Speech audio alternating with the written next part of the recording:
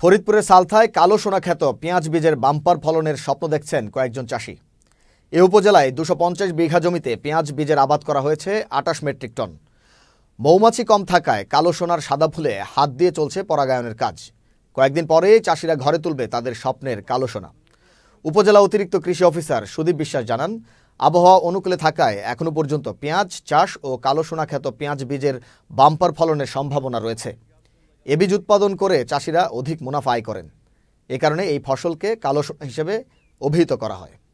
সমস্যা আছে, পরাগায়নটা কমে যাচ্ছে, কারণ আমাদের কীটনাশকের মাত্রাতিরিক্ত ব্যবহারের কারণে মৌমাছি নাই বললেই চলে। তো এই আন্তঃফসল হিসেবে ধনিয়া দেওয়াতে আমরা আশা করতেছি যে পোকামাকড় আকর্ষিত হবে এবং পরাগায়ন বেশি হবে। পরাগায়ন বেশি হলে ওনার ফলন আমরা আশা করতেছি যে এবার ভালো হবে।